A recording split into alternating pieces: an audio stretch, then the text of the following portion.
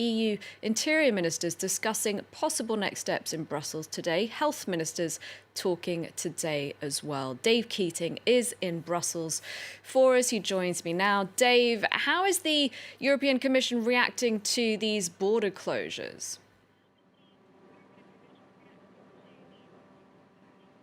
Well, they haven't been happy about them, but early on they signaled that they will accept them. Essentially, they don't see opposing the border closures as being particularly helpful right now or the thing to focus on. So right now they're just trying to coordinate them.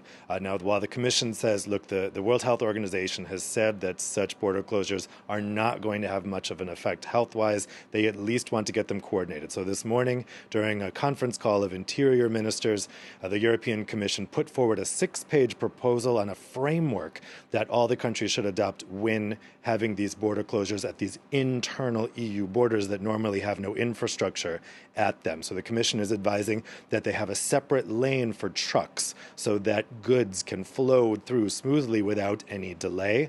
They also want the drivers of those trucks to be exempt from the travel restrictions, and they want to make sure that countries aren't doubling up on these checks. So in other words, at the French-German border, there should only be one check, not one French check and one German check. They also want to make sure that at least while people can still go to work, that people who commute from one EU country to another can get across the border smoothly. Now, they're also trying to coordinate those national measures that you were talking about before, lockdowns and closures of restaurants. Here in Belgium, with the closure of all restaurants and bars, you can see here at Grand Place, right in the city center, normally bustling at this time of day, totally empty. The European Commission is trying to have all of the countries adopt a similar approach to this so that everybody is on the same page. Dave, the EU Commission also implementing new restrictions on medical equipment. So what are they?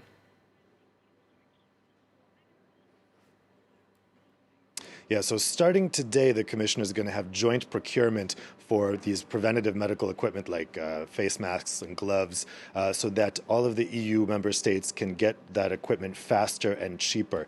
But more importantly, yesterday, Commission President von der Leyen announced that the EU will put in a restriction for exports of that preventative medical equipment to non-EU countries. This means it's an effective restriction on, let's say, Germany exporting face masks to America. That couldn't happen under these rules. The only exception is if all 27 member states approved of that export, which would be impossible to get. So this is an effective ban. Now, along with this, the Commission wants EU member states to stop any restrictions on exporting the medical equipment to other EU member states. Germany had such a restriction in its exports to Italy, but President von der Leyen was able to convince German Chancellor Merkel to end that restriction. Those masks are now flowing freely to Italy. That's also partly probably because of pressure from China, which began exports, large-scale exports of face masks to Italy, which was making Germany and the EU as a whole look quite bad. So the idea now is to make sure that the EU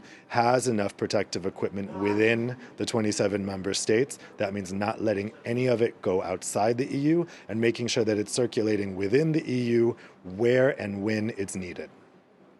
All right, thank you very much indeed, Dave. Dave Keating with the latest there from Brussels. Now, Spain is now